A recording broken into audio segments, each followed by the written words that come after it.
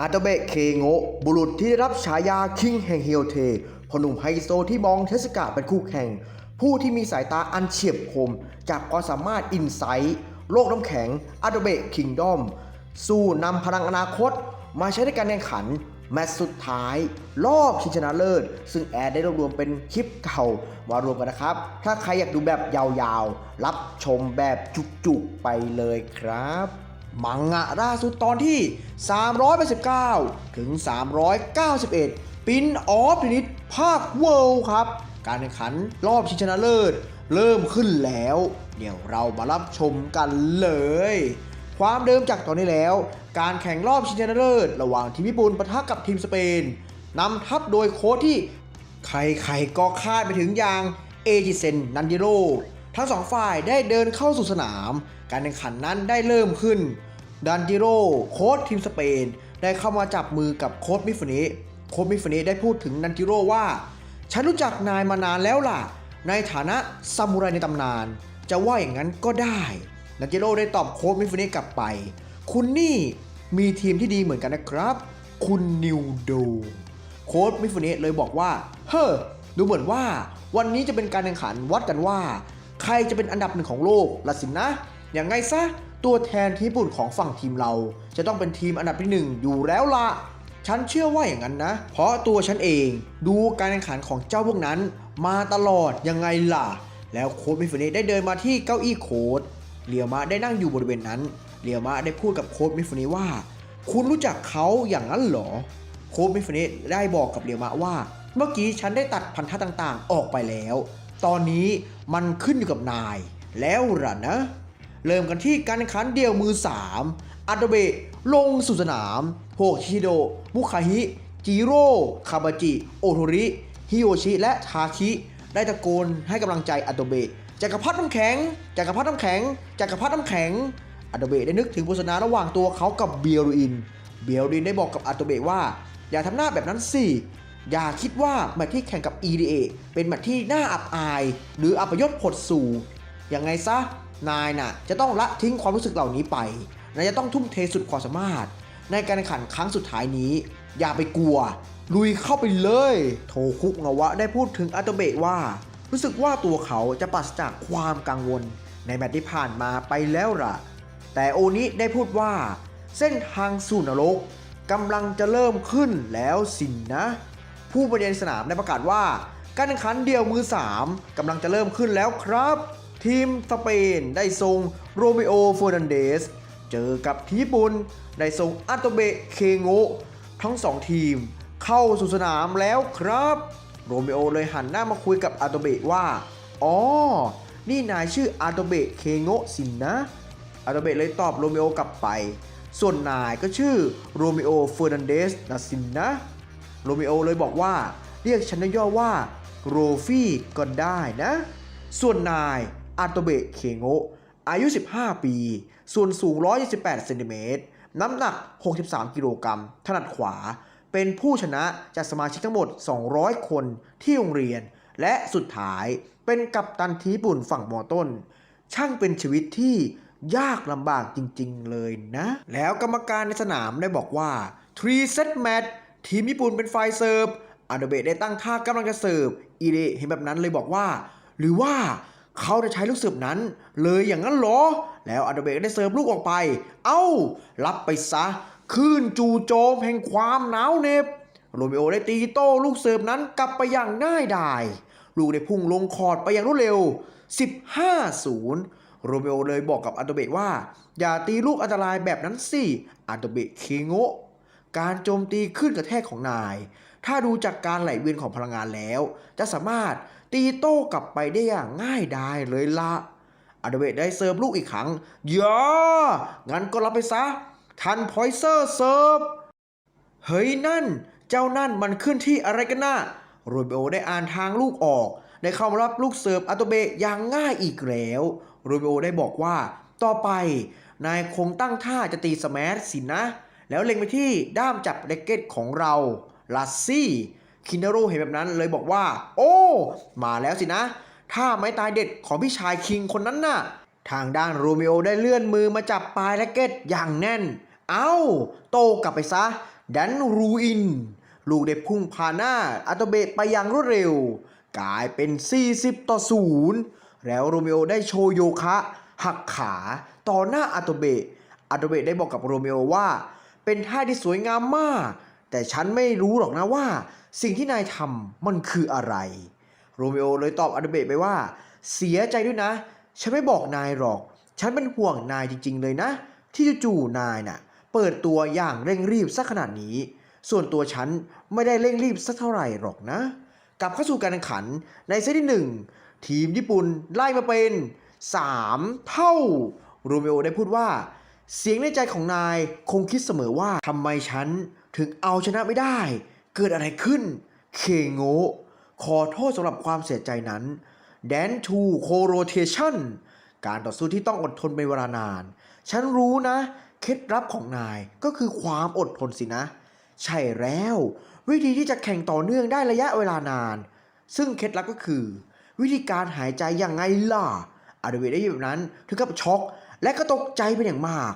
โรเมโอได้บอกอีกว่าจะบอกอีกนะว่าฉันน่ะเป็นคนช่างสังเกตอย่างนั้นเหรอเปล่าเลยมันเป็นกระบวนการทางร่างกายตามธรรมชาติที่ตอบสนองต่อสิ่งแวดล้อมอยู่แล้วโอชิทาริถึงกับพูดว่าแย่ละคู่แข่งรู้เคล็ดลับการแข่งขันของอาโตเบะที่สามารถแข่งขันได้เป็นระยะเวลานานโดยใส่ความอดทนของเขาถ้าจะไม่ดีซะแล้วสิโรเมโอได้บอกกับอาโตเบะว่าจากงานวิจัยหลายปีที่ผ่านมาวิธีการกู้คืนความแข็งแกร่งทางร่างกายกลับมานั้นโยคะเป็นวิธีที่สามารถทำแบบนั้นได้ซึ่งเป็นวิธีที่สามารถรีเซ็ตร่างกายแบบไม่มีสิ้นสุดยังไงล่ะทางตัวแทนทีมเยอรมันที่เข้ามาชมเกมในสนามบิสมาร์กได้พูดถึงโรเมโอว่านั่นก็คือเทคนิคจิตวิทยาที่เป็นจุดเด่นของเขาอย่างนั้นนะสินะซิกฟรีดก็พูดออกมาเช่นกันว่าเขาเป็นแชมป์ในอายุไม่ต่ำกว่า16ปีไม่เคยเสียเซตไหนให้กับใครเลยเป็นชัยชนะที่สมบูรณ์แบบทุกๆคนในรุ่นเดียวกันนั้นไม่มีใครอยากแข่งกับเจ้านั่นเลยแดมาได้พูดเสริมอีกว่าใช่เขาเคยลงแข่งซิงเกิลในระดับม.ปลายอีกด้วยนะเบอร์ตี้ได้ตอบเดมาว่าไม่ใช่แค่นั้นนะถ้าเทียบในทัวร์นาเมนต์นี้แล้วเขาน่ะมีฝีมือเทียบเท่ากับคุนิมิสึที่ว่ากันว่าเป็นนัมเบอร์วันของมอต้นเลยละทาง QP ได้บอกว่าเทคนิคของเฟอร์นันเดสคือการใช้เทคนิคจิตวิทยาเล่นงานมนุษย์อย่างสมบูรณ์แบบเขาคงเรียนแนวคิดนี้ตั้งแต่เด็กๆแน่ถึงได้ใช้จิตวิทยาเก่งขนาดนี้ถ้าดูจากภาพรวมแล้วเด็กญี่ปุ่นคนนั้นไม่รอดแน่วอล์กนายคิดว่าถ้าคุนิมิสึลงแข่งในแมตช์นี้นายคิดว่าผลจะออกเป็นแบบไหนกันล่ะแล้วแต่มาที่การแข่งขันเจ้าโรเมโอได้ยืดเหยียดขาผู้ชมในสนามถึงกับพูดว่าอันตรายจริงๆความแข็งแกร่งของหมอนั่นน่ะรีเซ็ตตัวเองได้เรื่อยๆเลยล่ะโรเมโอได้พูดว่ารีเซ็ตได้อย่างสมบูรณ์คิริฮาระเห็นแบบนั้นถึงกับพูดว่าเฮ้ยโกหกใช่ไหมเนี่ยเมนาโดเร่ได้เข้ามาคุยกับเดียวกะว่าบอกตามตรงเลยนะผู้ชายทีมญี่ปุ่นคนนั้นอาโตเบะสินะต่อสู้ได้อย่างอดทนมากแต่ก็ไม่มีความหมายหรอกอาโตเบะแข็งแรงดีแต่อีกไม่นานตัวเขาคงถูกปิดผนึกอย่างสมบูรณ์แน่เรียวกะได้ตอบกลับไปว่าแต่ถ้าเขาเป็นคู่ต่อสู้ของนายล่ะนายจะว่าอย่างไงล่ะโทโนะถึงกับอาการโมโหน้อยแน่นี่ทีมเราจะไม่ได้สักเซตเลยอย่างนั้นหรอเนี่ยทาเนกาจิมะได้บอกว่าใจเย็นๆก่อนสิอย่าเพิ่งด่วนสรุปไปถ้านายพูดแบบนั้นจะทำให้ขวัญกำลังใจของทีมเราแย่ลงนะแล้วคาจิซึ่งเป็นตัวละครที่ไม่มีบทพูดเลยได้บอกกับทุกๆคนว่าผมไม่รู้หรอกนะว่าทุกคนจะคิดอย่างไรแต่อย่าเพิ่งด่วนสรุปสิ่งที่จะตัดสินได้ว่าผลออกมาเป็นอย่างไรพวกคุณนั้นจะต้องใช้สายตาของพวกคุณเองนี่แหละดูกันเอาเองว่าผลที่ตามมานั้นจะเป็นตามที่คิดหรือไม่จากนั้นพาได้ตัดมาที่เรื่องราวในอดีตศึกการแข่งขันชิงตำแหน่งเดียวมือ3อีริเอะปะทะกับอาโตเบะถึงความจริงในเหตุการณ์ที่เกิดขึ้นอีริเอะได้พูดว่าทำไมนายถึงได้เหนียวแน่นถึงขนาดนี้ขนาดตัวเราขึ้นนำไป5-0เกมนายยังไม่มีท่าทีแรงจะตกลงเลยแถมยังพัฒนาตัวเองในระหว่างแข่งขันได้อีกฉันน่ะมีความสุขจริงๆที่ปล่อยให้นายพัฒนาตัวเองเพิ่มขึ้นเป็น2 เท่าจากเดิมในระหว่างแข่งขันซึ่งมันเป็นไปไม่ได้เลยยิ่งแข่งเดี่ยวกับนายนานๆเข้ายิ่งรู้หน้า รู้ใจนายมากขึ้นตอนนี้นายน่ะมีมุมมองแบบไหนกันล่ะอาโดเบะได้ตอบอิเลกลับไปว่าฉันน่ะจะต้องการเอาชนะและจะต้องทำแบบนั้นให้สำเร็จจนได้เมื่ออิเลได้ยินแบบนั้นได้พูดว่าก็ฉันช่วยไม่ได้อนาคตที่เป็นนิรันดร์อย่างนั้นเหรอฮ่าฮ่าฮ่างั้นเดี๋ยวผมจะทุ่มเทพลังทั้งหมดเพื่อเอาชนะคุณให้ได้เพื่อที่จะได้ตำแหน่งผู้เล่นตัวจริงทีมญี่ปุ่นแล้วอิเลได้เข้าสู่สภาวะไร้ทิฏฐิเล่นเอาอาโดเบะตกใจเป็นอย่างมากแล้วอิเลได้ตีลูกพุ่งผ่านหน้าอาโดเบะไปอย่างรวดเร็ว30-0 40อาโดเบะเธอก็พูดว่าน้อยแน่การเคลื่อนไหวของเราช้ามากอย่างกับชายแก่คนหนึ่งเลยแล้วอาโดเบะได้นึกถึงการแข่งขันระหว่างโดเชียนที่เจอกับคินเทโร่ในสภาวะไร้ทิฏฐิอาโดเบะได้พูดถึงณตอนนั้นว่าทำไมนายถึงสามารถแข่งขันกับผู้เล่นที่เข้าสู่สภาวะไร้ทิฏฐิสูสีได้ถึงขนาดนี้หรือนายจะมองว่าเป็นเพียงแค่ภาพดวงตาอย่างนั้นหรออย่างนี้เราจะได้รู้สึกถึงความเพลิดเพลินและสนุกกับสิ่งที่เป็นไปไม่ได้สินนะแล้วอาโดเบะได้ตีลูกโต้กลับไปลูกได้พุ่งลงคอร์ดฟังอีเรถึงกับตกใจอาโดเบะได้บอกกับอีเรว่ารุ่นพี่ครับผมเข้าใจทุกสิ่งทุกอย่างแล้วครับแล้วก็ตัดมาที่การแข่งขันทั้งสองฝ่ายได้ตีโต้กันอย่างดุเดือดอาโดเบะได้พูดว่าไม่มีทางความแข็งแกร่งทางกายภาพของเจ้านั่นไม่มีที่สิ้นสุดเลยสามารถรีเซ็ตร่างกายได้อย่างตลอดเวลาน่าจะทำให้เราจะต้องต่อสู้กับเจ้านั่นด้วยความอดทนเพิ่มความแข็งแกร่งของเราสินนะแล้วโรเมโอได้ดีดนิ้วกลาก่อนความแข็งแกร่งในจิตใจของนายเบียโดอินเห็นแบบนั้นได้บอกว่าเกิดอะไรขึ้นทำไมเจ้านั่นถึงได้เคลื่อนไหวแปลกไปเสมือนกับซากปรักหักพังเลยเมนาโดเร่ได้บอกว่าเริ่มแล้วสินะการควบคุมสภาวะจิตใจโดยสมบูรณ์น่ะจูเนโอได้อธิบายว่าโลฟี่น่ะจะเข้าไปในจิตใจส่วนลึกของคนนั้นแล้วดึงความกลัวที่ฝังลึกในจิตใจออกมาเล่นงานคู่แข่งรับรองเลยว่าจิตใจของเขาคนนั้นไม่อยู่เนื้อกับตัวแน่นอนเจมาก็พูดออกมาเช่นกันว่าเสียใจด้วยนะหนุ่มน้อยญี่ปุ่นคนนั้นน่ะโรเมโอได้บอกกับอาโตเบะว่าว้าวเห็นแล้วล่ะนี่คือเหล่าผู้เล่น5คนที่นายหวาดกลัวสินะแล้ว1 ใน 5คนนั้นได้ปรากฏภาพซาดะออกมาได้บอกกับอาโตเบะว่าเข้ามาเลยเดี๋ยวฉันจะบดขยี้นายเองอาโตเบะถึงกับตกใจก็เป็นอันจบมังงะในตอนที่391นั่นเองนะครับผมตอนที่392ถึง394ปิ้นออฟพินิจภาคเวิลด์ครับการแข่งขันรอบเดียวมือ3จะเป็นไงต่อไป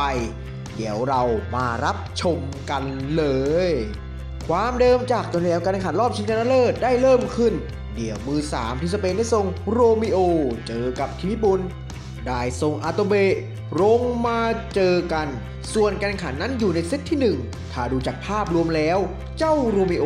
เหนือกว่าอาโตเบะอยู่มากเมื่อเข้าสู่ช่วงปลายเซตที่1นั้นโรมิโอได้บอกกับอาโตเบะว่าว้าวเห็นแล้วล่ะนี่คือเหล่าผู้เล่น5คนที่นายหวาดกลัวสินะแล้ว1 ใน 5คนนั้นก็คือซาดะได้บอกกับอาโตเบะว่าเข้ามาเลยเดี๋ยวฉันจะบดขยี้นายเองอาโตเบะถึงกับตกใจแล้วภาพก็ปรากฏมาเป็นซาดะที่มีออร่าสีดำออกมาอาโตเบะถึงกับพูดว่าความรู้สึกนี่มันคืออะไรกันทำไมหมอนั่นถึงได้ปรากฏตัวต่อหน้าเราได้ล่ะแล้วอาโตเบะได้เซิร์ฟลูกออกไปฉันไม่อยากแข่งกับนายอีกครั้งหรอกนะซาดะที่ปรากฏตัวต่อหน้าอาโตเบะได้พูดว่าเป็นลูกเสิร์ฟที่ช้าชะมัดซาดะได้ตีโต้กลับไปอาโตเบะวิ่งขึ้นหน้าเน็ตว้าวมังกรคู่ฟาดฟันสินะที่สามารถเบี่ยงเบนได้ถึง2 ครั้งในที่สุดฉันจะเจอกับมันแล้วสิ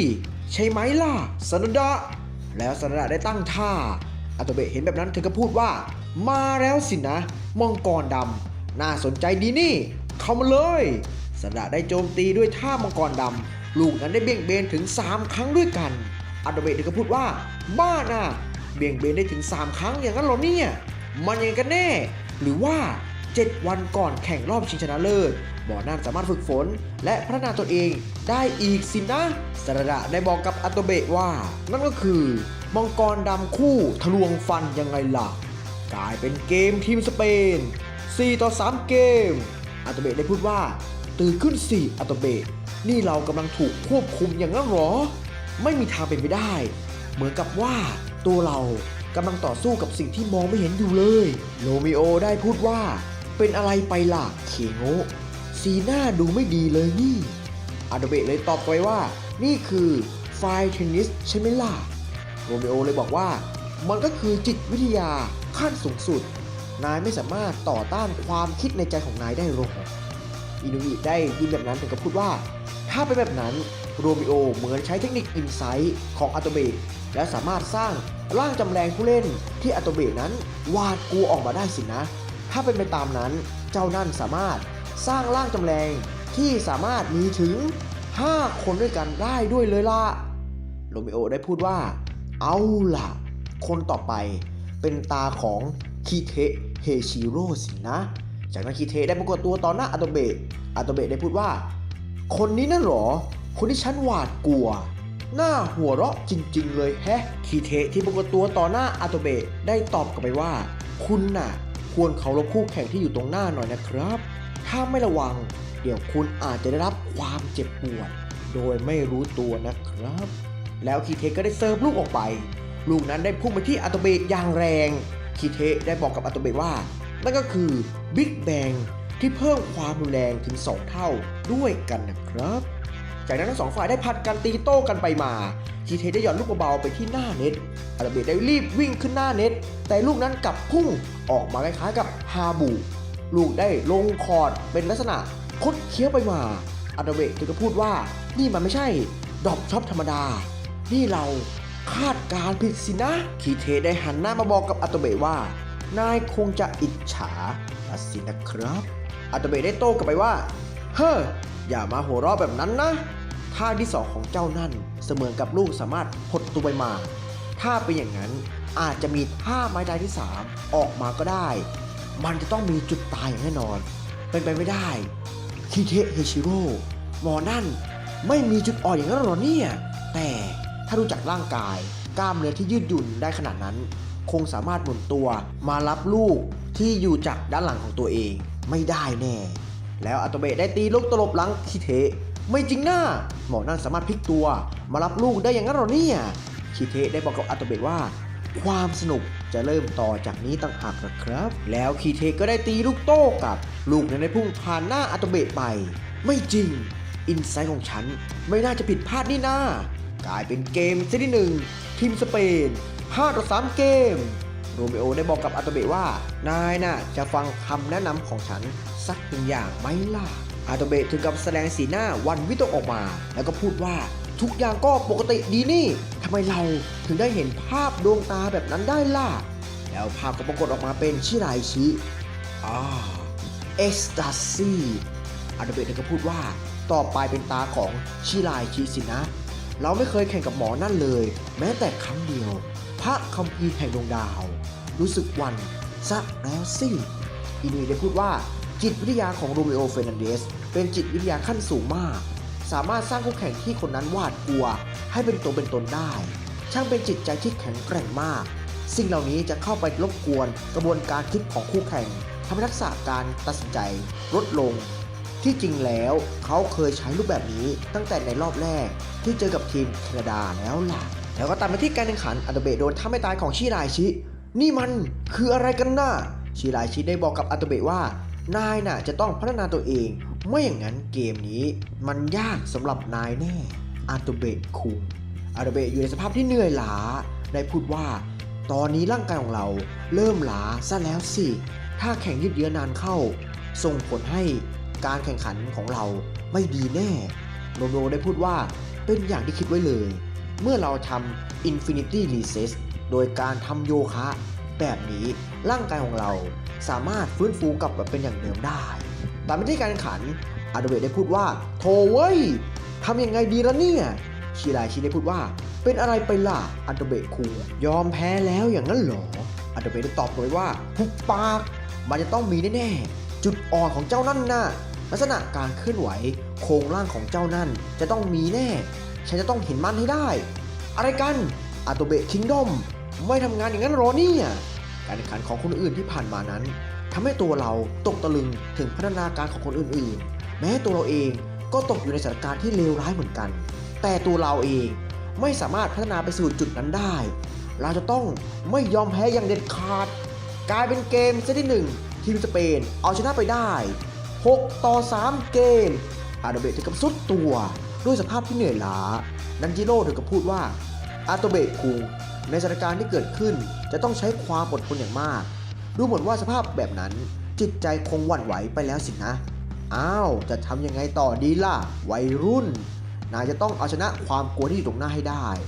ถึงจะยืนบนสนามแข่งต่อด้วยความภาคภูมิใจโรเบโอได้บอกกับอาโตเบะว่านายจะต้องก้าวผ่านจุดนั้นให้ได้แล้วค่อยมาต่อสู้กับฉันก็แล้วกันนะก็เป็นอันจบสำหรับมังงะในตอนที่394นะครับโอ้มังงะล่าสุดตอนที่395ถึง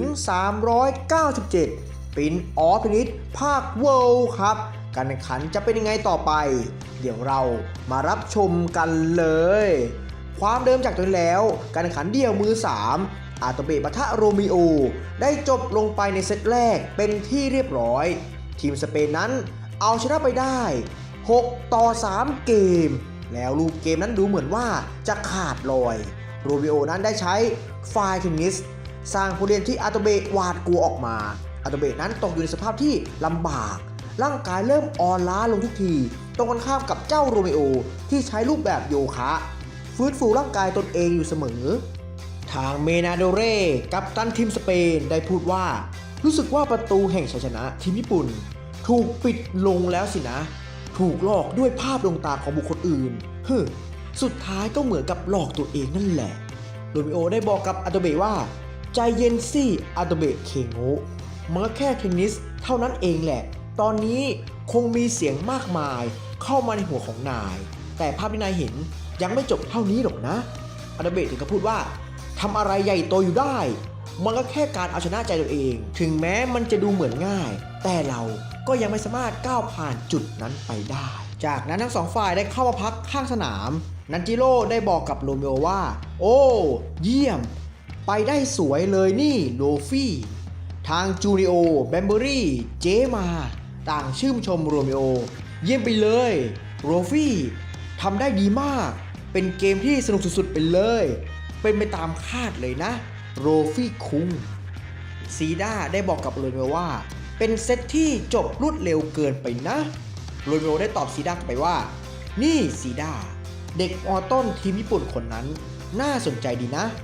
จูดิโอได้พูดถึงอาโตเบะว่าอาโตเบะเก่งในเรื่องของการต่อสู้ด้วยความอดทนถ้าให้ฉันคาดเดา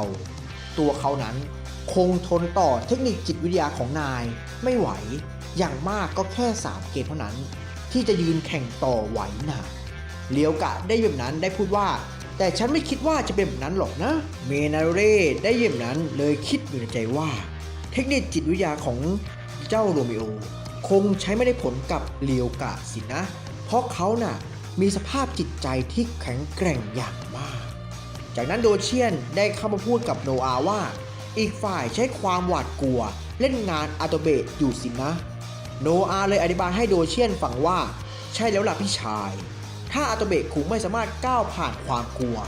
คงไม่มีทางเอาชนะได้ฉันเสียใจที่ต้องพูดแบบนั้นออกมาเพราะมันคือเรื่องจริงโดเชียนได้ยินที่ในสิ่งที่โนอาพูดถึงกับคิดอยู่ในใจว่าไอ้เจ้าเด็กนั่นทำให้ทีมของพวกเราพ่ายแพ้แต่ถ้านายแพ้ซะตรงนี้ฉันก็ไม่ยอมรับหรอกนะแต่มาที่ฝั่งทีมญี่ปุ่นอีเดะได้เดินมาหาอาโตเบะแล้วก็พูดกับอาโตเบะว่านี่อาโตเบะคุงจากนี้ไปนายน่ะห้ามละสายตาอย่างเด็ดขาดนะเข้าสู่การแข่งขันอาโตเบะได้เซิร์ฟลูกออกไปหมายความว่ายังไงกันที่ห้ามละสายตาน่ะจุดตายเราก็ยังมองไม่เห็นเลยจิตวิทยาของโลฟี่เป็นจิตที่ล้ำลึกมากทำไมถึงรู้ได้ว่า5 คนนั้นเป็นผู้เล่นที่เราหวาดกลัวได้ล่ะมาแล้วสระดาสินะจุดเด่นการเล่นของเจ้านั่นคือการโจมตีและการป้องกันที่สมบูรณ์แบบไร้จุดอ่อนแต่ว่าถ้าเราพัฒนาทักษะทั้งหมดออกมาน่าจะเพียงพอต่อสู้ได้สระดาที่ปรากฏตัวต่อหน้าอาโตเบะได้พูดว่าเรียกได้ว่าเหนือฟ้ายังมีฟ้าสินะอาโตเบะได้ยินนั้นถึงกับพูดว่า ชายคนนี้แข็งแกร่งจริงๆอะไรที่ทำให้ชายคนนี้นั้นแข็งแกร่งได้ล่ะสดาได้พูดว่าเมฆและแสงนั้นพอๆกันไม่สามารถหักล้างกันได้หรอกแล้วสดาได้ใช้ท่าสายฟ้าโจมตีใส่อาโตเบะและเก็ตถึงกับเอ็นขาดอาโตเบะเหมือนกับจะจับทางอะไรได้พูดว่าเหมือนเราจะเห็นอะไรบางอย่างที่เหมือนกับเหตุการณ์ที่เพิ่งเกิดก่อนหน้านี้ฉันเห็นมันมีความเป็นไปได้อยู่หรอนะจากนั้นภาพได้ตัดย้อนกลับไปเป็นเหตุการณ์ท่ามกลางสายฝนการแข่งขันระหว่างอันโตเบะกับ EDA อันโตเบะได้พูดถึงเหตุการณ์ในตอนนั้นว่าเราสามารถมองเห็นจุดอ่อนของอีกฝ่ายได้แต่เราก็ไม่สามารถเอาชนะได้อยู่ดีมองเห็นทั้งจุดอ่อนและจุดแข็งของอีกฝ่ายไม่เกิดประโยชน์อะไรเลยทำให้การแข่งขันในวันนั้นแข่งตลอดทั้งวันแล้วอันโตเบะได้พูดถึงสดาว่าแค่ระยะเวลาอันสั้นสามารถพัฒนามังกรดำคู่ฟาดฟันได้ถึงขนาดนี้และทางด้านเทคนิคก็เช่นกันภูเขาสายฟ้าและการอ่านเกมจากคู่แข่งหมอนั่นก็พัฒนามาเช่นกันเปรียบเสมือนกับดาบที่ถูกรับคมอยู่ตลอดเวลาถึงตอนนี้เรายังไม่เข้าใจถึงความแข็งแกร่งของเขาจากนั้นภาพได้ตัดมาที่การแข่งขันคิเทะได้ปรากฏตัวต่อหน้าอันโตเบะได้พูดว่าคิเทะฮิชิโร่เป็นผู้เล่นคนเดียวที่สามารถเคลื่อนที่ย่นระยะทางได้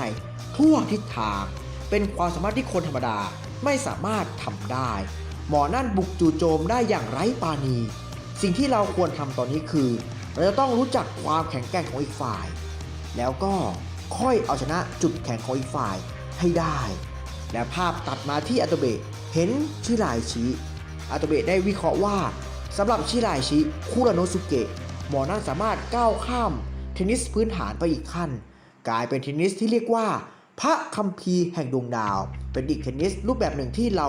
รู้สึกหวาดกลัวเพราะคาดการได้ว่าเทนนิสรูปแบบนี้สามารถพัฒนาได้อีกไกลเป็นสิ่งที่น่าจับตามองอย่างยิ่งสำหรับรุ่นจูเนียร์ในอนาคตเราจะต้องเติบโตไปด้วยกันนี่แหละคือธรรมชาติของมนุษย์ยังไงล่ะกลายเป็นเกมที่ญี่ปุ่น1-0เกมในเซตที่2ทางผู้ชมในสนามก็พูดว่าโอ้ว้าวเซตที่2อันโตเบะขึ้นนำไปแล้วล่ะอีเรียถึงก็พูดว่าฮ่าเป็นไปตามคาดเลยนะอันโตเบะคุ้มโอนิได้พูดว่าทำถูกต้องแล้วล่ะความแข็งแกร่งของอันโตเบะอยู่ที่สายตาของเขาสังเกตภาพรวมของคู่แข่งยังไงล่ะโทคุโนะวะได้พูดเสริมอีกว่าหากเข้าใจความแข็งแกร่งความคิดและกลยุทธ์ของอีกฝ่ายก็จะสามารถหาจุดอ่อนของอีกฝ่ายได้เช่นกันอันโตเบะได้บอกกับโรเมโอว่าก็ค่อยๆเป็นค่อยๆไปไงล่ะโรฟี่เอาล่ะต่อไปจะเป็นใครต่อดีล่ะโรเมโอได้ตอบอันโตเบะกลับไปว่าอย่าเพิ่งใจร้อนสิเคโงะยังเหลืออีก2คนที่นายจะต้องเจอนะอันโตเบะถึงก็พูดว่าอ้าวมาแล้วสินะเจ้าชายเทนนิสเอจิเซนเรียวมะอันโตเบะได้เซิร์ฟลูกออกไปเอ้าเข้ามาเลยเจ้าชายลูกนั้นได้พุ่งลงคออันโตเบะได้พูดว่าอะไรกันทำไมถึงไม่มีการตอบโต้อะไรล่ะแล้วก็มีภาพเงากลายเป็นยูกิมุระได้เข้ามาบอกกับเรียวมะว่าปล่อยให้ฉันจัดการแทนเถอะนะถึงมันจะไม่ดีพอแต่ขอแข่งก่อนจะได้ไหมอันโตเบะถึงก็พูดว่าว้าวอุตส่าห์แย่งเอดิเซนมาแข่งกับฉันคนนี้ขนาดนั้นเลยเหรอยูกิมุระที่ปรากฏตัวต่อหน้าอันโตเบะได้พูดว่าตัวนายกำลังจะมุ่งสู่อนาคตสินะแต่นายเคยถูกช่วงชิงอนาคตไปบ้างหรือยังล่ะแต่มาที่การแข่งขันอันโตเบะนั้นโดนยูกิมุระบุกอย่างหนักกลายเป็นเกมทีมสเปน2-1เกมชิโดะก็พูดว่าโถเว้ยสิ่งที่ทำมาก่อนหน้านี้สุดท้ายสิ่งที่ทำไปนั้นมันก็สูญเปล่าไปอย่างนั้นเหรอเนี่ยอันโตเบะได้พูดถึงยูกิมุระว่าบุตรแห่งเทพเจ้ายูกิมุระเซจิสมกับเป็นสัตว์ประหลาดจริงๆเลยนะตลอดการแข่งขันเป็นอะไรที่ยุ่งยากมากแม้จะเพียงเล็กน้อยเราจะต้องหาจุดตายของเจ้านั่นให้ได้แต่จะว่าไปแล้วคู่แข่งของเราที่แท้จริงก็คือโรบิโอเฟร์นันเดสตั้งหากล่าแล้วยูกิมุระที่กดตัวต่อหน้าอันโตเบะได้พูดว่าสิ่งที่นายเห็นก่อนหน้านี้คงไม่มีอะไรผิดพลาดสินะอันโตเบะได้ยินนั้นได้พูดขึ้นว่าอันดับแรกเราจะต้องเอาชนะอาการยิบที่เกิดขึ้นให้ได้แล้วต่อจากนั้นเราก็ต้องมาดูกันว่ายูกิมุระเซจิ มีจุดตายอยู่ตรงไหนผู้ที่สามารถเอาชนะเทนนิสได้หลากหลายรูปแบบมากกว่าใครผู้ชายที่เข้าใกล้ความสุขของกีฬาเทนนิสเทคนิคมิลลาร์ดมิลเลอร์เทคนิคที่ยูกิวาระเคยใช้ในแมตช์ที่แข่งกับเทสกะเป็นเทคนิคที่สามารถสลับการจับแร็กเก็ตตีลูกได้อย่างแม่นยำทั้งสองข้างแต่สิ่งที่เป็นจุดเด่นของเจ้านั่นคือเทนนิสพื้นฐานในการรับมือกับท่าไม่ตายของอีกฝ่ายตอนนี้ฉันเข้าใจหมดทุกอย่างแล้วอาโตเบะได้ตีลูกโต้กับลูกในพุ่งพานะโรมิโอไปอาโตเบะถึงกับตะโกนด้วยความสะใจจากนั้นก็ได้มีภาพแวบเข้ามาในหัวอาโตเบะเป็นภาพในอนาคตสระดะคิเทะยูกิวาระและชิราชิที่สวมชุดยูนิฟอร์มมปลายสีแดงสถานที่แห่งนี้พวกเราจะกลับมาที่นี่อีกครั้งและแข็งแกร่งขึ้นมากกว่าเดิมอย่างนั้นหรอจากนั้นเรียวมะก็ได้ปรากฏตัวยืนข้างกายอาโตเบะเรียวมะได้บอกกับอาโตเบะว่าไงมีเพียงคุณเท่านั้นเองแหละที่ยังมองไม่เห็นความแข็งแกร่งของตัวคุณเองนะอาโตเบะเลยตอบเรียวมะกลับไปว่าเมื่อกี้นายหมายความว่าอย่างไงนะเอดิสันเรียวมะได้ตอบกลับไปว่าสิ่งที่คุณมีไม่ได้หายไปไหนหรอกและวันนี้เป็นวันที่คุณเอาชนะได้ยังไงล่ะครับแต่มาที่การแข่งขันในเซตที่2กลายเป็นเกมที่ญี่ปุ่นได้มาเป็น2เท่าโรยโบได้บอกกับอาโตเบะว่ารู้สึกว่าในเซตนี้อารมณ์ความรู้สึกของนายเปลี่ยนไปจากเดิมสินะเคโงะเป็นการไล่ทำแต้มตีเสมอที่ดีเลยนี่นาถึงแม้ความรู้สึกของนายจะเปลี่ยนไปจากเดิมนายคิดว่าจะเอาชนะฉันได้อย่างนั้นเหรออาโตเบะได้ตอบกลับไปว่าฉันได้เห็นเหตุการณ์ล่วงหน้าแล้วล่ะแมตช์นี้ฉันชนะอย่างแน่นอนใช่ไหมล่ะอาโตเบะเคงสุดตอนที่398ถึง400ปินออฟนิตภาคเวิลด์ครับการแข่งขันจะเป็นยังไงต่อไปเดี๋ยวเรามารับชมกันเลยความเดิมจากตัวได้แล้วในเซตที่2อาโตเบะได้ไล่ตีตื้นเจ้าโรมิโอมาเป็น2เท่าแล้วเหมือนกับว่าอาโตเบะนั้นจะจับทางอะไรบางอย่างได้แล้วก็ได้เห็นภาพในอนาคตที่พวกเขานั้นจะกลับมาที่นี่อีกครั้งในฐานะตัวแทนทีมญี่ปุ่นฝั่งม.ปลายและภาพได้ตัดมาที่เรื่องราวในอดีตเป็นเช้าวันสุดท้ายก่อนการแข่งขันนัดชิงชนะเลิศพวกชิโดะได้พูดถึงอาโตเบะว่ามีแต่อาโตเบะเพียงคนเดียวสินะที่ไม่ชนะได้เป็นผู้เล่นตัวจริงคนสุดท้ายซึ่งก็แน่นอนว่าเจ้าตัวคงไม่ยอมรับแน่โอโทริได้ตอบชิโดะไปว่าทนไม่ไหวแล้วครับคุณชิโดะผมจะไปคุยกับคุณอาโตเบะเองครับชิโดะได้พูดว่าไม่ต้องหรอกโชทาโร่อีกอย่างนะฉันดูมานานแล้วทำไมเจ้าหมอนั่นถึงยืนอยู่ตรงนี้อีกนานแค่ไหนกันเฮ้ยดูสิเหมือนใครกำลังจะมาน่ะอาโตเบะได้พูดว่าทำไมถึงโทรหาผมในสถานการณ์แบบนี้ล่ะแม่และแม่อาโตเบะได้ปรากฏตัวต่อหน้าอาโตเบะมีนามว่าหญิงฉีอายุ45ปีได้บอกกับอาโตเบะว่าฉันได้ยินเรื่องราวทั้งหมดจากไมเคิลแล้วล่ะซึ่งก็ไมเคิลในที่นี้เป็นพ่อบ้านตระกูลอาโตเบะนั่นแหละครับเธอบอกว่าจะยกเลิกกำหนดเรียนต่อที่อังกฤษสินะแล้วแม่อาโตเบะได้ดีดนิ้วใส่อาโตเบะถึงกับสะดุ้งจากนั้นได้ส่งแร็กเก็ตให้กับอาโตเบะพูดว่านั่นมันแร็กเก็ตของฉันนี่แม่อาโตเบะได้บอกว่านี่คือเส้นทางที่เธอเลือกตัดสินใจไปแล้วหมายความว่าถ้าเธอยังเล่นเทนนิสต่อในปีหน้าเธอก็ยังคงอยู่ทีมญี่ปุ่นในทางกลับกันก็ไม่สามารถที่จะไปเรียนต่อที่ประเทศอังกฤษได้และที่ทุกอย่างของทางบ้านไปหมดแล้วเธอไม่ควรที่จะลังเลแบบนี้หรอกนะชิโดะได้แบบนั้นถึงกับพูดว่าเฮ้ยอาโตเบะจะไปเรียนต่อที่อังกฤษอย่างนั้นหรอแล้วจักรพรรดิน้ำแข็งจะเป็นไงต่อไปล่ะแต่ถ้าจะยกเลิกตอนนี้คงไม่ทันแล้วละอาโตเบะจึงรับแร็กเก็ตจากแม่จากนั้นพาไปตามที่การแข่งขันอย่างนั้นแหละอาโตเบะเคโงะเราจะต้องพยายามมากกว่านี้อีกเลี้ยวมาเห็นแบบนั้นเธอก็พูดว่าคุณอาโตเบะตอนนี้กำลังต่อสู้ด้วยพลังของตนเองอยู่สินะครับโทคุกาวะได้พูดว่าทุกอย่างขึ้นอยู่กับความสามารถของเขาแล้วล่ะโอนิเลยตอบโทคุกาวะกลับไปว่าแต่ว่านะคู่แข่งเขาแข็งแกร่งมากเลยนะถ้าต่อสู้ด้วยพลังของตัวเองแบบนั้นจะไหวอย่างนั้นหรอทาเนกาจิมะเลยบอกโอนิว่าจริงหรอ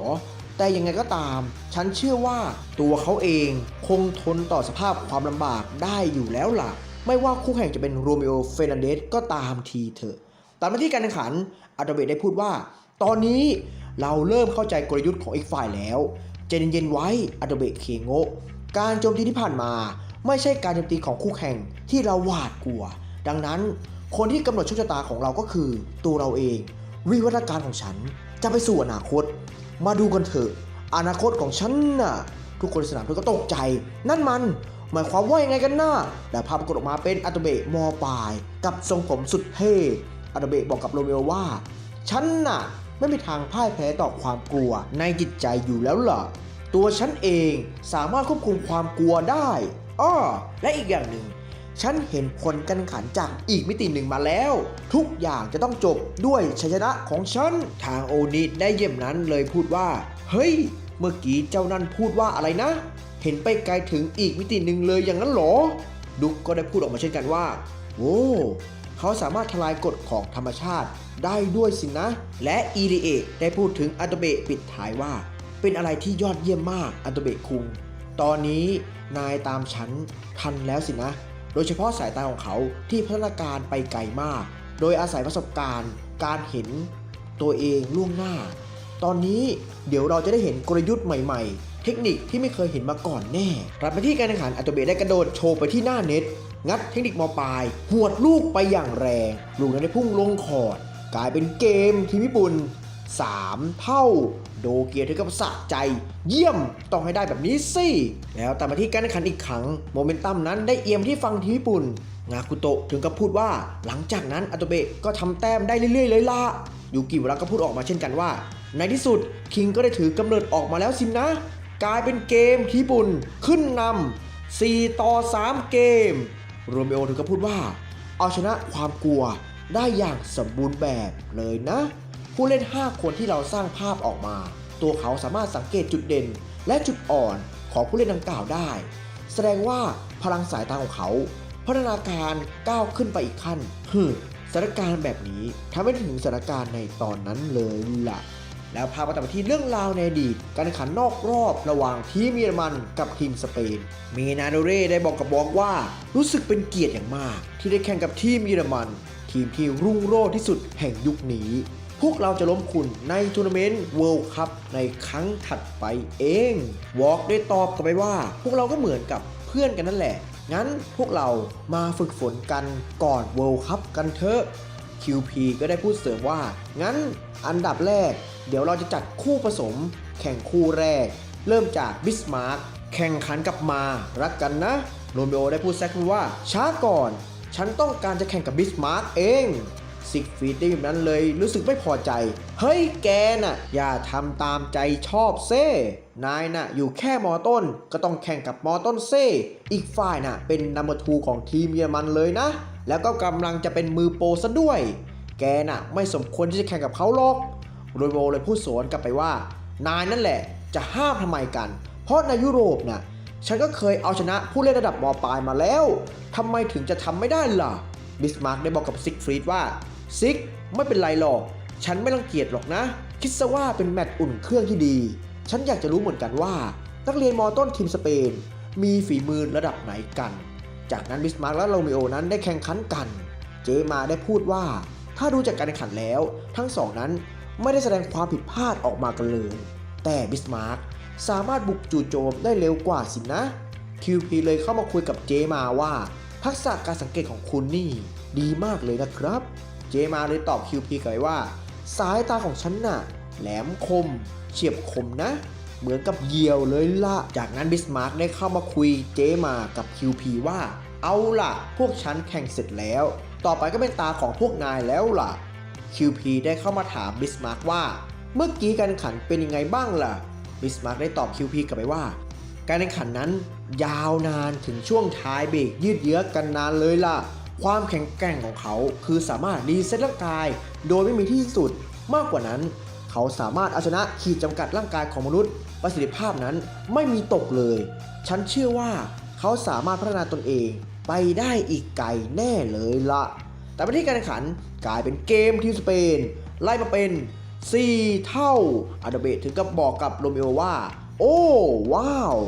น่าสนใจดีนี่โลฟี่โรเมโอได้ตอบกลับว่านายก็เช่นกันเคโงะแล้วก็มาที่การแข่งขันทั้งสองฝ่ายนั้นแข่งขันกันอย่างสูสีเป็นทีมญี่ปุ่นขึ้นนำ5-4เกมและทีมสเปนก็ไล่ทีเสมอมาเป็น 5 เท่าโอ้นี่เห็นท่าทีของอีเดะแปลกๆเลยถามอีเดะว่าเกิดอะไรขึ้นหรออีเดะได้ตอบโอนี่กลับไปในการแข่งขันครั้งก่อนผมทำให้เขาเหมือนตายทั้งเป็นซึ่งตัวเขาเองนั้นก็ไม่ยอมรับผลการแข่งขันที่ออกมามันคือความอัปยศที่สุดในชีวิตของเขาแต่เขาก็พยายามอย่างหนักในแมตช์ที่กำลังจะเกิดขึ้นต่อไปแน่นอนว่าไม่ว่าคู่แข่งเขาจะเป็นผู้เล่นทีมสเปนและเหล่าจีนี่ทั้ง10มปลายทีมญี่ปุ่นแน่นอนตอนนี้น่ะอาโดเบะคุงเธอเปลี่ยนไปมากเลยนะและพาไปตัดมาที่บทสนทนาระหว่างแม่อาโดเบะกับตัวอาโดเบะเองอาโดเบะได้รับแร็คเก็ตจากแม่แล้วบอกกับแม่ว่าผมได้ตัดสินใจไปแล้วผมจะไม่ลักทิ้งกีฬาเทนนิสและธุรกิจทางบ้านของเราด้วยทั้งสองอย่างนั้นล้วนสำคัญต่อชีวิตของผมแม่อาโดเบะได้แบบนั้นถึงกับพูดว่าจะเป็นไปได้ยังไงกันหากเธอต้องการจะเลือกทั้งสองอย่างแบบนี้จะจัดการให้มีประสิทธิภาพยังไงหรอฉันไม่เข้าใจอาโดเบะได้ตอบกลับว่าฉันพร้อมแล้วทุกอย่างจะต้องเป็นของฉันแม่อาโดเบะพูดว่าเรื่องนั้นจะเป็นยังไงก็ช่างเถอะและแม่อาโดเบะได้กระโดดลงจากตึกมีเฮลิคอปเตอร์มารับเพื่อนๆและรุ่นน้องถึงกับตกใจเป็นอย่างมากแม่อาโดเบะได้ทิ้งท้ายว่ามนุษย์นั้นไม่สามารถทำอะไร2 อย่างพร้อมกันได้ถ้าตัดสินใจเลือกทั้ง2 อย่างควรทิ้มหนักไปที่อย่างใดอย่างหนึ่งจะดีกว่าถึงสาวกจักรพรรดิน้ำแข็งทุกคนยังไงฉันขอฝากเคโงะด้วยละกันแล้วเจอกันนะตัดมาที่การแข่งขันอาโดเบะได้บรรจงหัวสแมชไปอย่างแรงอีเดะจึงก็พูดว่าตอนนี้เขาได้คลี่คลายความอัปยศที่เขาคิดไว้ก่อนหน้านี้หมดแล้วสภาพจิตใจของเขามีแต่ความมุมานะพยายามความมุ่งมั่นเต็มเปี่ยนฉันภูมิใจในตัวเขามากๆเลยล่ะกลายเป็นเกมเซตที่2ทีมญี่ปุ่นเอาชนะไปได้7-5 เกมทางผู้เล่นทีมญี่ปุ่นถึงกับตะโกนด้วยความสะใจเยี่ยมไปเลยคิงจัดการมันได้แล้วเซตนี้เป็นของทีมญี่ปุ่นแล้วล่ะอิเดะได้บอกกับอาโตเบะว่าเยี่ยมไปเลยอาโตเบะคุงที่เหลือฝากด้วยนะอาโตเบะได้ตอบอิเดะกลับไปว่าได้เลยงั้นพวกเราลุยเซตสุดท้ายให้จบไปกันเถอะล่าสุดตอนที่401ถึง402ปินออฟเทนนิสภาคเวิลด์ครับการแข่งขันจะเป็นยังไงต่อไปเดี๋ยวเรามารับชมกันเลยความเดิมจากตัวแล้วอาโตเบะได้งัดพลังตัวเองจากอนาคตต่อกรกับเจ้าโรเมโอผลการแข่งขันเซตที่2ตกเป็นของทีมญี่ปุ่นเอาชนะไปได้7-5 เกมเข้าสู่เซตที่3ทางผู้ชมในสนามเธอก็พูดว่าบ้านะโรเมโอเฟอร์นันเดสเสียเซตที่2อย่างนั้นเหรอเนี่ยตอนนี้ทีมญี่ปุ่นไล่ตีเสมอมาได้แล้วต้องมาวัดกันที่เซตสุดท้ายสินนะซีด้าได้ถามโรเมโอว่านายโอเคใช่ไหมหรือจะพักก่อนก็ได้นะโรเมโอนั้นไม่ได้ตอบอะไรแล้วชี้นิ้วไปที่สนามแข่งแล้วได้พูดว่านี่คือสิ่งที่ฉันรอคอยมานานแล้วอาโดเบะได้ถามโรเมโอว่าอ้าวเกิดอะไรขึ้นล่ะโรเมโอถึงกับตกใจนี่มันอะไรกันเราไม่สามารถคาดการล่วงหน้าได้เลยอาโดเบะเลยอธิบายให้โรเมโอฟังว่านั่นก็เพราะร่างกายได้หลั่งสารเคมีในสมองอย่างโดปามีนออกมาทำให้เรารู้สึกมีความสุขและหลั่งฮอร์โมนอะดรีนาลีนจากต่อมหมวกไตชั้นนอกเมื่อตกอยู่ในสภาวะกดดันทำให้กล้ามเนื้อหลอดเลือดหัวใจทำงานอย่างเต็มที่หัวใจบีบตัวมากขึ้นอัตราการเต้นของหัวใจสูงขึ้นและสามารถทำในสิ่งที่เหมือนก่อนไม่สามารถทำได้ตอนนี้ร่างกายของฉันได้ก้าวเกินขีดจำกัดของตนเองไปแล้วประสิทธิภาพเพิ่มขึ้นไปอีกนายจะรับมือฉันได้ไหมล่ะโรเมโอได้ตอบอาโตเบะกลับไปว่าอย่างนี้นี่เองถึงว่ามีช่วงขณะหนึ่งเปลี่ยนไปสินะแล้วโรเมโอได้นึกถึงบทสนทนาระหว่างตัวเขากับอาโตเบะนายชื่ออาโตเบะเคโงะสินะชื่อของฉันคือโรเมโอเฟรนันเดสเรียกฉันว่าโรฟี่ก็ได้อาโตเบะในตอนนั้นก็ได้ตอบกลับไปว่าโรฟี่อย่างนั้นเหรอสบายดีสินะโรเมโอได้ถามอาโตเบะว่านายคงรู้การแข่งขันล่วงหน้าสินะใช่ไหมล่ะหรือว่าฉันเข้าใจผิดไปเองหรือเปล่าอีดูอิได้พูดถึงโรเมโอว่าโรเมโอเฟอร์นันเดสนักเทนนิสพรสวรรค์จากทีมสเปนเกรดเฉลี่ยสูงสุดในโรงเรียนและจบมหาลัยสาขาฟิสิกส์จิตวิทยาวิทยานิพนธ์ของเขาได้รับรางวัลวิทยานิพนธ์ยอดเยี่ยมเมื่อเขาอายุเพียง15 ปีเท่านั้นนั่นก็เพราะมาจากครอบครัวเฟอร์นันเดสที่มีประวัติการศึกษาที่ดีทำให้ตัวเขาเรียนรู้ได้อย่างรวดเร็วอาโดเบะได้บอกโรเมโอว่าทั้งหมดที่เรียนรู้มาคงมาใช้กับกีฬาเทนนิสสินะโรเมโอได้ตอบไปว่าใช่แต่ความจริงเป็นเรื่องที่ฉันอยากรู้เหมือนกัน เข้าสู่เกมอีกครั้งโรเมโอได้เซิร์ฟลูกออกไปเอาล่ะเคโงะมาต่อกันเถอะทางอาโตเบะได้ใช้แจ็คไนท์ตีโต้กลับไปทั้งสองฝ่ายตีโต้กันเป็นเวลานานทางผู้ชมในสนามถึงกับพูดว่าเฮ้ยสองคนนั้นมันเด็กมอต้นจริงๆหรอทางด้านโลฟี่เหมือนกับเป็นนักเทนนิสมากประสบการณ์ส่วนทางอาโตเบะเกินมิติรู้สึกถึงความแข็งแกร่งจากอนาคตจริงๆกลายเป็นเกมที่สเปนขึ้นนำ5-4 เกมโรมิโอตะโกนด้วยความสะใจในเกมถัดมากลายเป็นเกมที่ญี่ปุ่นไล่มาเป็น5 เท่าเรียวกะถึงกับพูดว่าว้าวสมกับเป็นเกมที่ต่อสู้กันด้วยความอดทนเลยล่ะ Infinity Reset ของโลฟี่ได้เปรียบอย่างแน่นอนเจมาได้พูดขึ้นว่าถ้าพูดถึงโลฟี่คุงแล้วการรีเซ็ตของเขาเป็นแค่การสร้างความแข็งแรงทางกายภาพเท่านั้นจะสามารถแข่งขันต่อเนื่องเป็นเวลานานได้อย่างนั้นหรอจูเนียก็ได้พูดออกมาเช่นกันว่าใช่แน่นอนการแข่งขันครั้งนี้คงยืดเยื้อแน่โลฟี่ต้องหาโอกาสเพื่อชิงความได้เปรียบก่อนจะดีกว่านะเมนาเร่ได้พูดถึงอาโตเบะและโรเมโอว่าสำหรับการรีเซ็ตพลังงานทางกายภาพไม่มีที่สิ้นสุดของเฟอร์นันเดสตอนนี้ใช้ได้กับอาโตเบะในปัจจุบันและการแข่งขันที่ยืดเยื้อเท่านั้นแต่วิวัฒนาการอนาคตของอาโตเบะมันล้ำเกินไปเฟอร์นันเดสคงไม่สามารถต้านทานได้แน่อาโตเบะได้พูดภาษาสเปนว่าแอสตาราเวสตาแล้วพบกันอีกครั้งนะโรเมโอได้เซิร์ฟลูกออกไปโรเมโอได้พูดว่าเคโงะนายเห็นอนาคตว่าฉันไม่สามารถเอาชนะนายได้อย่างนั้นหรอแต่ฉันก็จะไม่ยอมแพ้จะสู้กับนายจนถึงวินาทีสุดท้ายฉันไม่มีทางยอมแพ้จูดิโอได้พูดว่าดูนั่นสิการตอบสนองของโลฟี่มันเริ่มช้าลงแล้วล่ะโรมิโอได้พูดถึงอาโตเบะว่าเคโงะทักษะการโจมตีจากอนาคตของนายมันแสดงถึงพัฒนาการที่ยอดเยี่ยมตัวเราจะต้องสามารถเปลี่ยนแปลงอนาคตได้หรือเปล่านะแล้วอาโตเบะได้กลายเป็นอาโตเบะช่วงม.ปลายหวดลูกไปอย่างแรงลูกนั้นได้พุ่งผ่านหน้าโรมิโอไปกลายเป็นเกมที่ญี่ปุ่น6-5 เกมทางผู้เล่นทีมญี่ปุ่นคิริฮาระถึงกับสะใจเยี่ยมไปเลยครับคุณอาโตเบะโจมตีไปเรื่อยๆเลยครับคินทาโร่ก็พูดออกมาเช่นกันว่าเยี่ยมสมกับเป็นคิงเลยพลังจากอนาคตมันสุดยอดจริงๆอีเดะถึงกับอมยิ้มออกมาอาโตเบะคุงพัฒนาการของนายมันล้ำมากจริงหากนายรักษาฟอร์มแบบนี้ฉันเชื่อว่าแมตช์นี้นายชนะแน่แต่ว่าที่ฟังทีมเยอรมันวอล์กได้พูดว่าผู้ชายคนนั้นแข็งแกร่งจริงใช่คนเดียวกันที่เคยแข่งคู่กับทีมเราไม่งั้นหรอบิสมาร์กเลยตอบวอล์กกลับไปว่าทีมญี่ปุ่นคงเก็บเขาไว้ใช้ในแมตช์นี้โดยเฉพาะเลยสินะ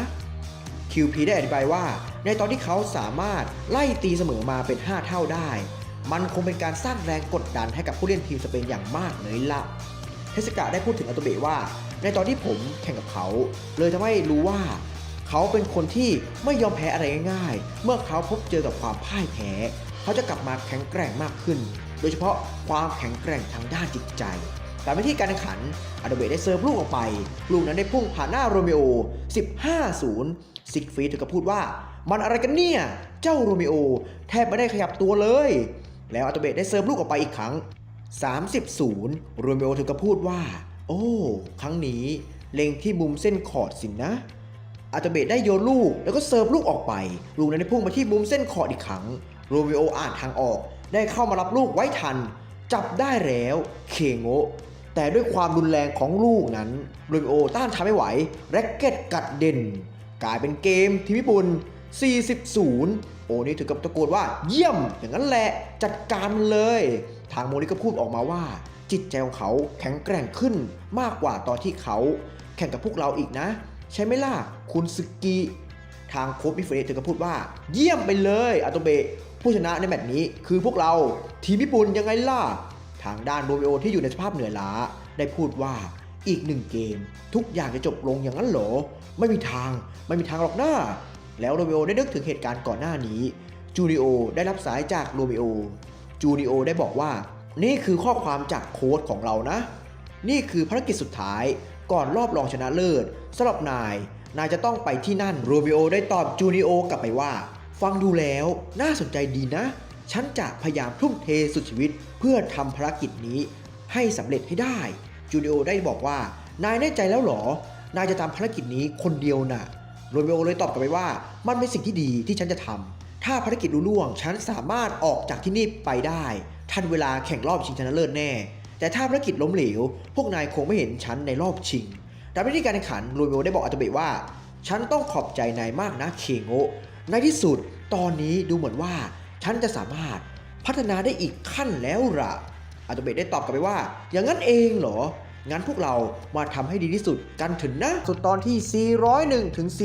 403 ปินออฟพินิจภาคเวิลด์ครับการแข่งขันจะเป็นยังไงต่อไปและมีจุดจบยังไงเดี๋ยวเรามารับชมกันเลยความเดิมจากตัวนี้แล้วการแข่งขันเดี่ยวมือ 3 ได้เข้าสู่ช่วงเซตสุดท้ายผลการแข่งขันเป็น 5 เท่าและเกมล่าสุดกลายเป็นเกมที่ญี่ปุ่นขึ้นนำ40-0 เกมซึ่งเป็นเกมเซิร์ฟของอาโตเบะได้พูดว่า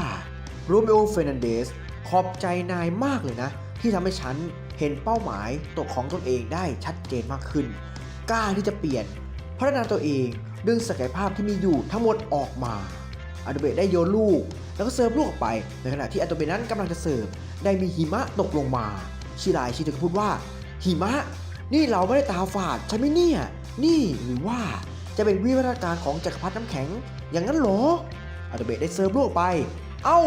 รับไปซะอาโตเบะซีโร่เวิลด์ทางผู้ชมในสนามก็พูดว่าโหเป็นลูกเสิร์ฟที่รุนแรงมากนี่ขนาดลูกเสิร์ฟจากท้ายคอร์ตเลยนะเนี่ยลูกได้พุ่งไปที่โรเมโอนั้นได้นึกถึงเรื่องราวในสมัยเด็กโรเมโอได้พูดถึงเรื่องราวในตอนนั้นว่าในตอนที่เราเป็นเด็กเราชอบเข้ามาอยู่ที่ห้องทำงานของคุณพ่อเป็นประจำเราจะใช้เวลานั้นดูเกมเทนนิสจากวิดีโออยู่บ่อยครั้ง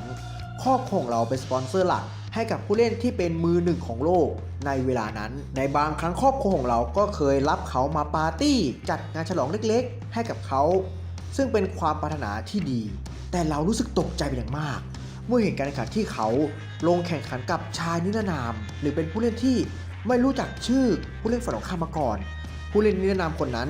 แสดงฝีมือที่เหนือและแตกต่างเขาเป็นอย่างมากก่อนการแข่งขันผู้ชมในสนามคงคิดเหมือนกันว่าราชามือหนึ่งของโลกคงชนะอย่างไม่ต้องสงสัยยิ่งแข่งขันไปนานเข้าราชามือหนึ่งเริ่มหมดกำลังใจต่อผู้เล่นนิรนามคนนั้นซึ่งเขาแข็งแกร่งมากในวันถัดมาสมองของเราได้หลั่งฮอร์โมนบางอย่างเพื่อทำให้กระบวนการคิดวิเคราะห์ของเราดีขึ้นจึงได้นำวิดีโอการแข่งขันมาดูและวิเคราะห์อีกครั้งเพื่อหาสาเหตุเราจึงหันมาศึกษาวิชาฟิสิกส์ชีววิทยาร่วมกับจิตวิทยาอย่างจริงจังทำให้รู้ว่าร่างกายของคนเรานั้นจะหลั่งฮอร์โมนออกมาในปริมาณที่ต่างกันเรารู้สึกชื่นชมและชื่นชอบผู้เล่นนิรนามคนนั้นเป็นอย่างมากผู้เล่นคนนั้นมีนามว่าเอจิเซนนันจิโร่ตัดมาที่การแข่งขันโรเมโอได้พูดว่าเอาล่ะงั้นเราก็ใช้สมอง 120% ละกันจากนั้นก็มีแสงเปล่งออกมารอบๆโรเมโอได้บอกกับอาโตเบะว่าเคโงะนี่คือจุดจบของนายยังไงล่ะฮะไม่จริงน่าหมอนั่นอ่านทางลูกของเราได้ด้วยเหรอเนี่ยอาโตเบะได้วิ่งขึ้นหน้าเน็ตผู้ชมในสนามถึงก็พูดว่าว้าวมันช่างน่าสนใจจริงๆเลยทางด้านโรเมโอเอาแบบจริงจังซะแล้วทางฝั่งญี่ปุ่นก็เหมือนจะอ่านทางลูกได้เช่นกันมันเป็นอะไรที่ยอดเยี่ยมสุดๆไปเลยอีเดะได้พูดว่าอาโตเบะคงรู้อยู่แล้วล่ะถึงได้ใช้ท่าอาโตเบะซิลเวลเพื่อดึงดูดความสนใจของเจ้าโรเมโอสินะตามไปที่การแข่งขันโรเมโอได้ตีลูกโต้กับลูกนั้นได้พุ่งลงคอร์ตไปโรเมโอถึงกับตกใจเล็กน้อยกลายเป็น40-15ยานางิเห็นแบบนั้นถึงกับพูดออกมาว่าดูเหมือนว่าจะมีความผิดปกติที่บริเวณหัวเข่าแน่ถึงได้ชะงักไปอย่างนั้นน่ะยูกิมุระเลยตอบอย่างนี้ไปว่าดูถ้าจะเป็นแบบนั้นก็เป็นไปตามที่อาโตเบะเคยบอกไว้ก่อนหน้านี้ว่าการแข่งขันต่อจากนี้จะเป็นการแข่งขันเรื่องความอดทนโดยปกติแล้วการแข่งขันแบบยืดเยื้อจะเป็นของถนัดของอาโตเบะแต่ว่าสถานการณ์ตอนนี้ชักไม่แน่ใจแล้วสิโรเมโอเลยถามอาโตเบะว่านายน่ะมีปัญหาตรงบริเวณหัวเข่าสินะเคโงะอาโตเบะได้ตอบโรเมโอกลับไปว่าเมื่อกี้ฉันแค่ลื่นมันก็แค่เท่านั้นเองแหละจากนั้นทั้งสองฝ่ายได้ตีลูกโต้กันไปมาโรเมโอได้ตีลูกโยกซ้ายโยกขวาใส่อาโตเบะโอนี่ถึงก็พูดว่าหวังว่าเขาคงจะไม่เป็นอะไรมากนะอาโตเบะได้รีบวิ่งมารับลูกแต่อาการเจ็บได้เปรบขึ้นมาลูกนั้นได้พุ่งมาอย่างแรงจนแร็กเก็ตของอาโตเบะกระเด็นกลายเป็น40-30อีเลเอะได้พูดว่ารู้สึกว่าอาโตเบะไม่ได้บาดเจ็บแค่จุดเดียวแล้วล่ะเขาคงได้รับบาดเจ็บตรงบริเวณข้อมืออีกด้วย คงเป็นผลกระทบมาจากการยืมพลังอนาคตมาแน่โทคุงาวะได้พูดเสริมว่าการที่นำพลังอนาคตมาใช้สามารถทำได้ในเวลาเดียวกันจะต้องยอมรับความเสี่ยงที่ตามมาด้วยใช่ไหมครับโอนี่ได้ตอบโทคุงาวะกลับไปว่ามีความเป็นไปได้ว่ากล้ามเนื้อและโครงกระดูกของเขาในเวลานี้ยังเทียบเท่าไม่ได้เลยกับตอนที่เขาอยู่ม.ปลายแน่ถึงได้มีปัญหาอาการบาดเจ็บทั่วร่างกายแบบนี้ยังไงล่ะแต่มาที่การแข่งขันอาโดเบะได้โดนโจมตีอย่างหนักอีกแค่ลูกเดียวเท่านั้นฮะอีกแล้วหลังของเราอาโดเบะถึงกับหยุดชะงักโรเมโอเลยอาศัยจังหวะนี้บรรจงหัวสแมักลายเป็นดิ้วโรเมโอได้บอกกับอาโดเบะว่าเคโงะตอนนี้ฉันตามนายทันแล้วล่ะจากนั้นทั้งฝ่ายได้ตีโต้กันเป็นเวลานานอาโดเบะได้พูดว่าตอนนี้เราไม่สามารถใช้พลังอนาคตได้แล้วในการแข่งกับโรเมโอต่อจากนี้เราจะต้องใช้ความอดทนของร่างกายซึ่งเราจะต้องทนไม่ไหวแน่เราจะต้องจบเกมนี้ให้เร็วที่สุดไม่อย่างนั้นเราแพ้แน่ซานาดะเห็นแบบนั้นได้พูดว่าอาโดเบะนายบุมบามเกินไปแล้วทางด้านโรเมโอเห็นลูกนั้นกำลังพุ่งมาหาแล้วพูดว่านายใจร้อนเกินไปแล้วนะเคโงะลูกนั้นได้กำลังพุ่งมาที่ท้ายคอร์ดของโรเมโอลงสิอาโดเบะถึงกับตะโกนออกมากลายเป็นแอดเวนเทจทีมญี่ปุ่นทางผู้ชมในสนามถึงกับอึ้งในความพยายามของอาโตเบะทางผู้ชีโดได้ตะโกนบอกอาโตเบะว่าสมกับเป็นจักรพรรดิน้ำแข็งที่อยู่จุดสูงสุดของพวกเราทั้งหมด215คนยังไงล่ะโรเมโอได้ยืดหยุ่นร่างกายรู้สึกสดชื่นขึ้นมานิดหน่อย Infinity Reset เข้าสู่การแข่งขันอาโตเบะก็ยังโดนโรเมโอกดดันด้วยฝ่ายเดียวอาโตเบะได้พูดว่าการต่อสู้ด้วยความอดทนใครมีความอดทนสูงกว่าคนนั้นก็เป็นผู้ชนะและฉันไม่มีทางแพ้นายหรอกเฟร์นันเดสแต่ไปที่การแข่งขันโรเมโอได้ไล่มาเป็นดิวทีมสเปนแล้วเกมถัดไปอาโดเบะทำแต้มขึ้นนำอีกครั้งแอดวัตเทจทีมญี่ปุ่นแต่ในเกมเสิร์ฟของโรเมโอก็ยังคงไล่มาเป็นดิวทีมสเปนระหว่างแข่งขันนั้นอาโดเบะได้อมยิ้มออกมาแล้วพูดว่าการแข่งขันณตอนนี้ทำให้ฉันนึกถึงบทเพลงหนึ่งที่ฉันเคยฟังมาก่อนเลยนะเป็นบทเพลงที่เริ่มจากจังหวะ Rock and Roll และท้ายเพลงก็เป็นจังหวะคลาสสิกสินะเปรียบได้ว่าในบางช่วงเวลาของทั้งสองคนระหว่างฉันกับนายได้ผัดกันโชว์ทักษะที่สุดยอดออกมาให้ผู้ชมในสนามได้เห็นช่วงเวลาแสดงของเรานั้นผ่านไปอย่างรวดเร็วผู้ชนะในการแสดงมีเพียงคนเดียวเท่านั้นฉันรู้สึกภูมิใจในตัวเองเป็นอย่างมากรวมทั้งขอบคุณเสียงเชียร์ที่สะท้อนเข้ามาในหัวเรานี่คืออาณาจักรของฉันจุดตายของเจ้านั่นถ้าวิเคราะห์ดูแล้วเวลาหมอนั่นรับลูกจะคว้างแขนเหยียดตรงในแบบนี้เสมอถ้าอย่างนั้นฉันจะบินให้สูงสุดกว่านี้เพราะอะไรนั่นหรอแสงสว่างน่ะมันบดบังความงดงามของฉันยังไงล่ะจากนั้นอาโตเบะได้อยู่ในสภาพที่เหนื่อยล้าได้พูดว่าอีกแค่หนึ่งลูกทำไมรู้สึกไกลเหลือเกินแล้วทำไมเราถึงได้พยายามต่อสู้มากขนาดนี้ล่ะจากนั้นมีเสียงจากเรียวมะในอนาคตได้บอกอาโตเบะว่าเฮ้นายไม่ได้สูญเสียอะไรไปหรอกนะก็บอกแล้วยังไงล่ะว่าวันนี้นายจะชนะนะอาโตเบะเลยพูดว่าวันนี้อย่างนั้นเหรอเอจิเซนเรียวมะมันหมายความว่ายังไงกันแล้วภาพของเทสกะได้แวบเข้ามาในหัวของอาโตเบะนั่นมันเทสกะนี่หรือว่าคู่แข่งของเราในอีก3 ปีข้างหน้าคือเทสกะทีมเยอรมันถ้าอย่างนั้นอนาคตที่เราเห็นก่อนหน้านี้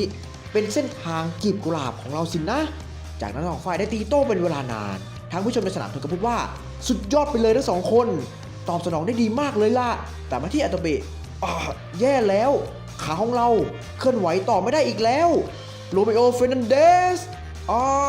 รับได้เกือบไม่ทันเสียแล้ว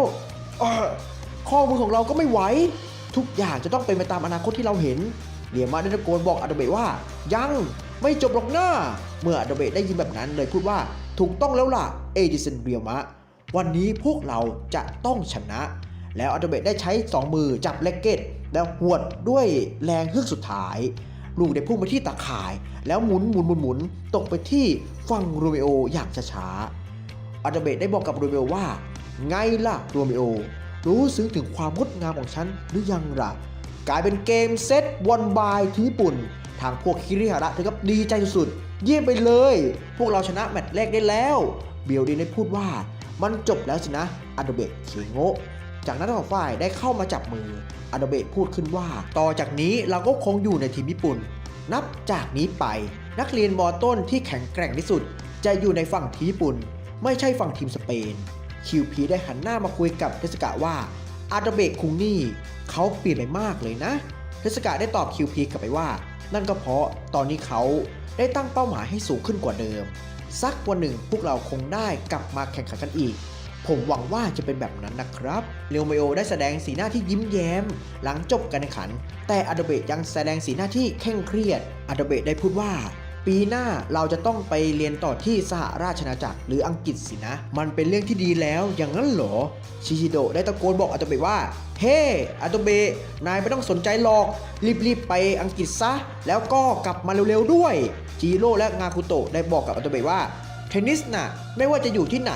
ก็สามารถเล่นได้หมดทุกที่แหละในต่างประเทศก็ทำให้นายก้าวหน้าขึ้นไปอีกนะทาคิได้บอกว่าเทนนิสและครอบครัวยังไงครอบครัวก็ต้องมาก่อนนั่นแหละสิ่งสำคัญที่สุดก็คือสัญญาที่นายมีไว้กับแม่อยากผิดสัญญาจะดีกว่านะโอชิทาริได้พูดส่งท้ายว่านายน่ะได้ไปสร้างอาณาจักรของนายที่ยุโรปแล้วก็กลับมาเร็วๆล่ะอาโดเบะได้บอกกับโรเมโอสุดท้ายว่านี่โรฟี่ปีหน้าฉันจะไปสหราชอาณาจักรแมตช์นี้คงเป็นแมตช์สุดท้ายของฉันขอบใจนายมากเลยนะเป็นแมตช์ที่สนุกมากเลยล่ะแล้วโรเมโอได้โบกมือลาอาโดเบะก็เป็นอันจบในมังงะตอนนี้ไปครับก็จบไปแล้วสำหรับสรุปแมตช์สุดท้ายของอาโดเบะเคโงะนะครับรอบชิงชนะเลิศซึ่งอาจจะเป็นแมตช์สุดท้ายของเขาก็ได้นะครับผมเพราะว่าในรอบนี้ตามเนื้อเรื่องคืออาโดเบะก็จะไปยูเครนต่อหรือว่าในส่วนของสหราชอาณาจักรต่อไปนะครับคือไปดูแลธุรกิจทางบ้านเขาครับก็ประมาณนี้นะครับผมสำหรับเนื้อเรื่องครับเพราะว่ามันเป็นแมตช์สุดท้ายแล้วยังไงก็ต้องเป็นอย่างนี้อยู่แล้วนะครับผมส่วนถ้าใครต้องการแอดลงข้อมูลเกี่ยวกับอะไรหรือว่าสอบถามพูดคุยได้นะครับสามารถคอมเมนต์ทางด้านนี้ได้เลยนะครับผมหรือว่ามาสอบถามพูดคุยกันได้นะครับแล้วอย่าลืมนะครับฝากกดไลค์กดแชร์กด Subscribe เพื่อเป็นกำลังใจให้กับแอดหน่อยนะครับผมก็จะมีทาง YouTube แล้วก็ทางเพจ Facebook ชื่อว่าเม็ดทรายมังงะแอนด์ช็อปนะครับผมก็เข้าไปกด Follow กดติดตามแล้วก็มีทาง TikTok ด้วยนะชื่อว่าเม็ดทราย99ครับก็เข้าไป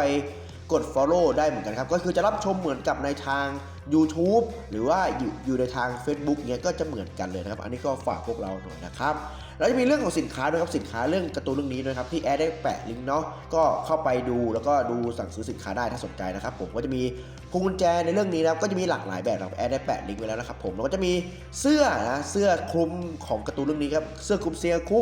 เสื้อคลุมของทีมญี่ปุ่นแล้วก็เสื้อตอนนี้ที่เท่สุดคือเป็นเสื้อของทีมเยอรมันนะครับผมอันนี้แอดได้สั่งซื้อแล้วก็เนื้อผ้าก็พอใช้ได้นะครับผมอันนี้เลยครับโอ้โหอย่างสวยนะครับผมอันนี้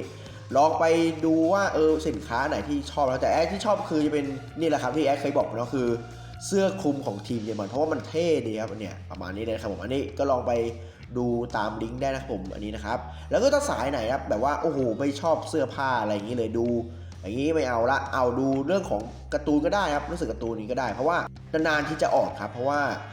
สำหรับแปลไทยเงี้ยใช้เวลานานพอสมควรนะครับแต่ว่าถ้าอยากมีติดตัวไว้หรือว่ามีสับสนไว้นะครับผมก็สามารถกดที่ทำลิงก์ของในนี้ได้เหมือนกันแอดได้แปะเกี่ยวกับหนังสือการ์ตูนในเรื่องนี้เหมือนกันนะผมอันนี้ก็ขอฝากไว้ด้วยนะครับส่วนคอมเมนต์นะครับเดี๋ยวค่อยมาอ่านในคลิปถัดไปนะเพราะว่า